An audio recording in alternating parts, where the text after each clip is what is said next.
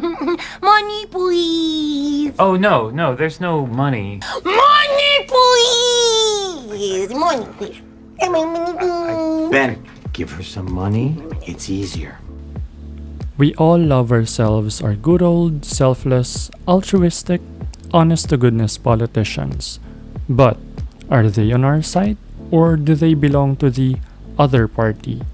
At the end of this video series, we'll be able to figure out where our beloved public servants lie in this so-called political typology plane. So first things first. First things first, I'm the realist. What is political typology? So it refers to a classification system that categorizes people or groups based on their political beliefs, values, and attitudes. It's basically horoscope for those who enjoy political discussions a little bit too much, or I guess you could look at it as a personality test for people who don't really have a personality. No, I'm kidding. In this video, we're going to discuss the difference between conservatism and liberalism. Now, if you've never heard of these terminologies before, no worries, we're going to differentiate between those political typologies, and we're also going to talk about the nuance or complexities of those because, you know, politics is just complicated as all hell, and there's layers and layers to it. But before we get into that, I want to talk to you about today's sponsor. I'm just kidding, I don't have sponsors. I have less than 100 subscribers as of this recording.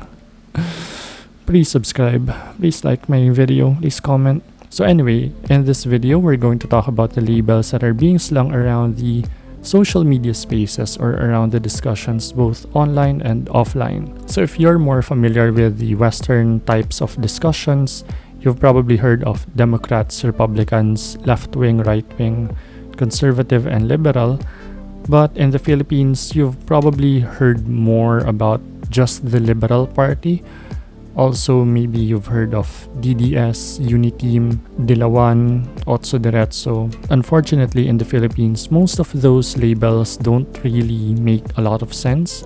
But if you're chronically online just like me, you've probably heard or read some of these terms, if not all of these terms. And if you're like me and you're probably exhausted about these kinds of, let's just say, very low-level kinds of discussion, and if you can even call it discussion in the first place, you're probably wondering why we can't have an actual conversation talking about the actual political issues that we're facing right now. Why are we not having those kinds of discussions? Wouldn't a reasonable person think that those conversations are way more important than just label slinging? So in order for us to avoid pointlessly doing that, label slinging each other, let's get started with the first two terminologies that gets thrown out all willy-nilly. So for the past 10 years, it was mostly a battle between liberalism and conservatism in the socio-political discussions, especially when it comes to the discussion of same-sex marriage, transgender issues, etc. But you would rarely, if ever, hear a discussion about authoritarianism versus libertarianism. The current media spaces has a tendency to oversimplify the political discussions. Unfortunately, politics is not as simple as those degenerate liberals or those bigoted conservatives. Or if you're from the Philippines, politics is just more complicated than Team Yellow versus Team Green and Red, if you know what I mean. So for me, the better way of looking at conservatism or liberalism is that not all liberals or not all conservatives have the same perspective on policies that they are pushing for across every generation and every culture. Rather, liberalism and conservatism is more of an inclination or a disposition, or like what I've hinted at earlier, you may see it as a personality type rather than an actual political ideology. I know it's a little bit confusing right now, mostly because we're inundated with the false dichotomy of liberalism versus conservatism as just being this fixed political parties, but we should be able to iron out the wrinkles in the discussion between these two political dispositions. So let's get started with liberalism. Liberalism, the motto of liberalism is if we can change things for the better, then why not? Liberals have a tendency to pick apart systems. They often try to see what things can be changed, what traditions needs to be removed, or what are the things that need some updating. liberals would also try to identify what is relevant and what is irrelevant in today's culture. Liberals try to figure out what are those traditions that don't quite fit our current society, or what is actually not allowing us to progress towards a society that provides better living conditions for the people. Some liberals would argue that maybe organized religion isn't necessarily good because they have a tendency to have a problem with certain lifestyles, and the fact that it's becoming more and more mainstream nowadays to be more accepting of different lifestyles when it comes to sexuality.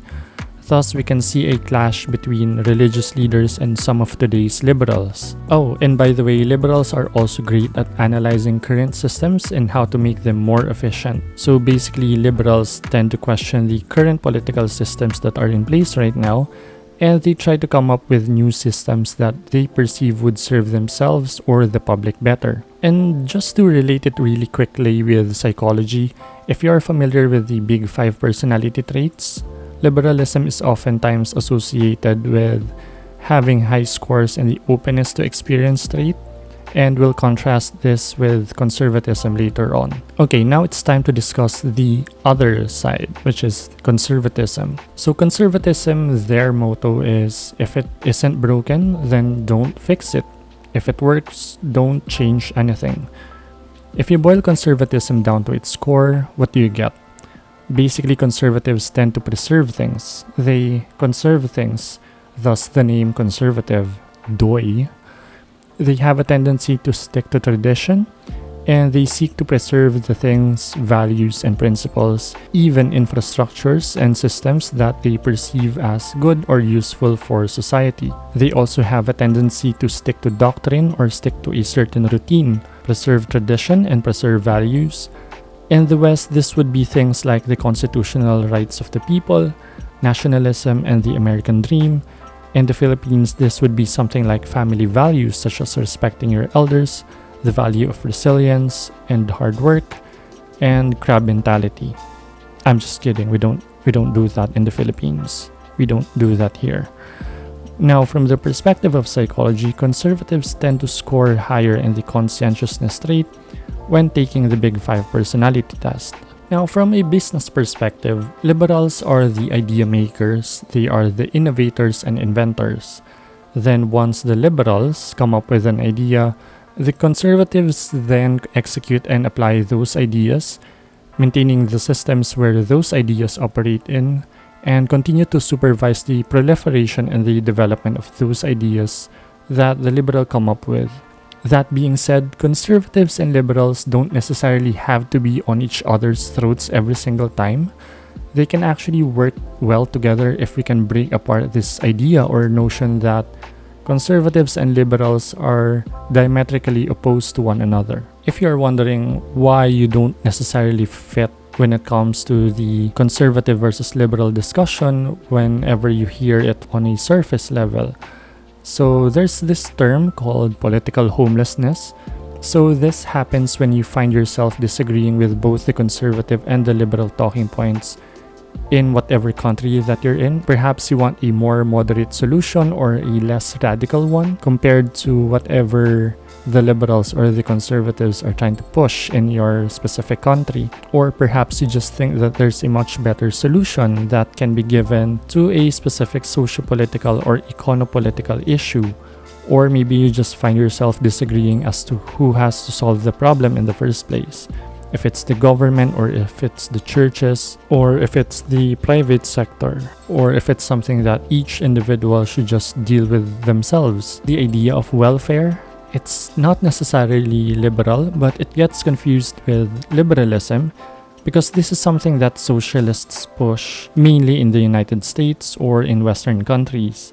Now, as to what socialism is, we'll discuss that in another video. But yeah, it just so happens that the college students, especially in the West, who are mostly liberal, happen to be advocating for even more welfare from the government. However, this is actually considered as more of a conservative policy in other countries where welfare and government assistance have been a common occurrence for decades now. So again, this brings us back to what is already established, versus what is trying to be changed nowadays. On the other hand, some would say that conservatives would probably say something like, hey, we've put a lot of money in our social security, so we need to get that once we retire, or once something happens to us that we're unable to work, or let's say someone's finances gets ruined and they need money or they need assistance. And some countries already have those systems in place, so it's really not that much of a liberal standpoint. Rather, it's more of a pre-established thing which conservatives would then just demand it from the government. That being said, this exposes the fault of looking at politics in a binary way, that you're just looking at it from a conservative versus liberal perspective, when in fact there's actually more parties that goes beyond conservatism and liberalism, such as, again, authoritarianism versus libertarianism. There's also the socialists versus the capitalists, or the communists versus the capitalists. But again, we'll get to that in the other videos. Now, to focus more in the Philippine politics, we do have a liberal party here in the Philippines, right? But do they actually embody liberal ideologies? Some of them do, some of them don't. The sad thing is, not all members of the so-called liberal party actually advocates for better systems for the people. Some of them simply wants to introduce even more regulations to keep the country from having more efficient ways of progressing. So some of these so-called liberals from the Liberal Party, some of them are even trying to pass more legislation that reinforces the current systems that are in place. So I would argue that some of the members of the Liberal Party happens to be more conservative. Now, if we're going to say that the Liberal Party doesn't necessarily espouse liberal ideologies, would that mean that the other political parties represent conservative values or liberal values? Well, they're pretty much the same, because in reality, most of them are cut from the same cloth, and that cloth happens to date way back, even before the martial law that was declared by the late president, you know who. So both parties actually have strong ties with a certain former president, yes, including the PDP Laban, even though you've probably heard them or their propagandists, influencers throw shade at the Liberal Party. So PDP, or Partidong Demokratikong Pilipino, was founded in 1982. PDP Laban is actually a combination of two political parties combined into one. That's right, my fellow Filipinos, this politician used to lead PDP Laban, and now it's being led by this politician. On the other side of the same coin, you have the Liberal Party of the Philippines, which is the liberal political party here in the Philippines. It was founded on a date that nobody cares about, by Manuel Rojas, Elpidio Quirino, and Jose Avellino. So they came from the breakaway liberal wing of the old Nacionalista Party. The Liberal Party remains the second oldest political party here in the Philippines. So one of its members, who is actually a vocal opposition to the dictator, the former member of the Liberal Party. So yes, you heard that right. This guy was actually a former member of the Liberal Party of the Philippines. That's right, there's no escaping the Liberal Party in the Philippines if you are a Filipino voter. But anyway, there has been a few conservative politicians, but a lot of the ones who would win or take seats in the Senate or in the executive branch happens to be connected with the Liberal Party here in the Philippines. So now, how do we analyze whether a politician is actually conservative or liberal? So a liberal politician would actually try to challenge whatever status quo there is, or they would try to look at a certain legislation and they would try to either make it better or just outright remove it, or maybe reduce the amount of taxes, regulations, or whatever, thus leaning towards libertarianism. We'll get to that in the next video. Or they might advocate for a different kind of tax system or a different kind of regulation. So again, liberalism mostly revolves around changing things up, changing the current system, changing the current legislation, or refining the pre-existing laws or policies that we already have here. Okay, so for some reason a part of the video got cut out. It probably happened when I was moving memes around. Lesson learned, the amount of memes on the next video should be reduced. Nah. Anyway, so for me, a conservative politician would try to maintain or reinforce the current systems that are already in place. They would simply continue executing the current policies that they're trying to enforce before and make sure that the current laws are being enforced correctly. They would probably advocate for more, if not the same amount of funding or manpower for the current government programs. They would also try to push for policies that protect conservative values like religious rights or the freedoms of families to make decisions for themselves with little to no government intervention. Conservatives can also lean towards libertarianism. Again, more on that on another video. But yeah, so that's it. Sorry for showing my face again. It's just that a part of the video got cut. And this is like the, I don't know, 7th edit that I made here. That's why I look like Anyway, going back to the video. Okay, so you might be wondering, this douchebag who's posting this video, he talks about liberalism and conservatism, but he hasn't really given his own opinions as to where he actually lies when it comes to the political typology plane, or at least from the perspective of conservatism versus liberalism. So I have mixed liberal and conservative values. I don't just lean towards conservatism, or I don't just lean towards liberalism. So when it comes to conservatism, I would say that I value the rights of the people, especially when it comes to free speech. I also believe that Filipinos should be able to own firearms to protect themselves and protect themselves from a tyrannical government. However, that is not a constitutional right here in the Philippines, so I guess I lean towards more liberal when it comes to that, because I want that system to be changed. I want that to be moved towards the constitutional rights of the Filipinos.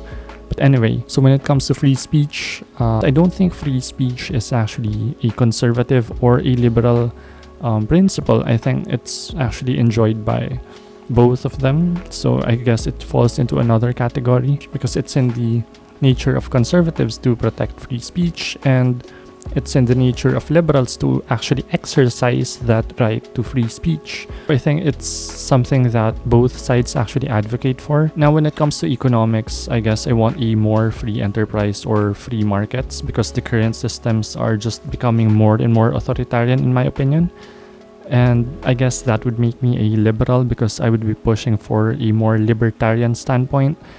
More on libertarian on the next video. I promise I'm going to make a next video when it comes to authoritarianism and libertarianism, because I think it's also important for us to discuss that. Now, when it comes to social issues, I generally don't think that the government should be involved at all. When it comes to same-sex marriage, I just don't want the government to be intervening when it comes to that. I want same-sex couples to have some sort of option where they could get married or they could have a civil union. Although by saying civil union, you're involving the government, right? I want same-sex couples to be able to adopt kids, and I also want them to get tax break, because that would make raising up an adopted child a lot easier if you're paying a lot less taxes. That's actually more of a authoritarian versus libertarian kind of conversation, but I guess that makes me a liberal in that regard. But at the same time, I don't want religious people to be forced to accommodate the LGBT. I know this is very controversial, but I'm going to say it anyway. I believe that if Catholics or Christians or Muslims, or I don't know what other religions are there here in the Philippines. I don't believe that we have a lot of Buddhists or Taoists or Confucianists here in the Philippines. Maybe some Rizalistas. So I don't want religious people to be forced when it comes to accommodating the LGBT, when it comes to officiating the weddings, and especially if it goes against their personal religious beliefs. So if there's any religion or any option for the same-sex couples to get married, I think they should go there instead of forcing religious people to accommodate them. So yeah, that being said, I guess I'm kind of a mix of both. I am capable of criticizing the flaws of liberals and conservatives at the same time. I do believe that they should be working together instead of, like I've said, constantly being at each other's throats. That's pretty much it. Back to, the regular stock footage that you've enjoyed so far. Anyway, I don't think that there's just enough conversations about the political typology or the political leanings here in the Philippines. It seems to be oversimplified into either just left versus right, or politician this versus politician that. And we need to go beyond the existing political parties, whether it's the Liberal Party or the other Liberal Party. Which then raises this question, right? Who was your representative back in the 2016 elections if you happen to fall into the camp that doesn't like the Liberal Party or any of their allies or cronies? Was there any popular representative available during that time that represented conservative values and actually pushed for them after they won the elections? Was there any popular representative available during that time that represented conservative values? So this is actually why I wanted to talk about this, because I feel like there was no one running that actually represented my personal interests. So even though I do have liberal values myself, I simply couldn't put myself in a position to vote for a politician that didn't advocate for my interests, even though they labeled themselves as liberals. There's also not enough information here in the Philippines when it comes to what is actually the predominant political leaning of the people. I haven't seen reports or studies exploring as to where Filipinos mostly lean politically. Now, socially, of course, you would often hear people talk about the Philippines as being mostly Catholic, but that doesn't really say much, as Catholics could also be quite liberal or accepting of other ideas and lifestyle. Unfortunately, we can only hear about the last names of politicians and whatever party they belong to, whether it's Liberal Party A or Liberal Party B or Liberal Party C, but we don't really hear about conservatism versus liberalism during the political debates. Even in the social media spaces, the discussion about conservative values versus liberal values is almost non-existent. So hopefully I was able to give you a better perspective as to what conservatism and liberalism actually means, and hopefully moving forward you're able to engage in socio-political discussions in a much more productive manner, or at the very least I gave you something to think about when it comes to political discussions. I do think that it's very important for us to get the conversation started, even if I do end up being wrong or being fact-checked on the internet, which is not a pleasant thing to experience. But if it's something that needs to happen so that, we can have a better society that we can all live in, then so be it. Let's get the conversation started. Anyway, that's it for now. I'll see you again in another video discussing the other parts of the political plane, which is authoritarianism versus libertarianism, not to be confused with liberalism. Anyway, see you guys next time.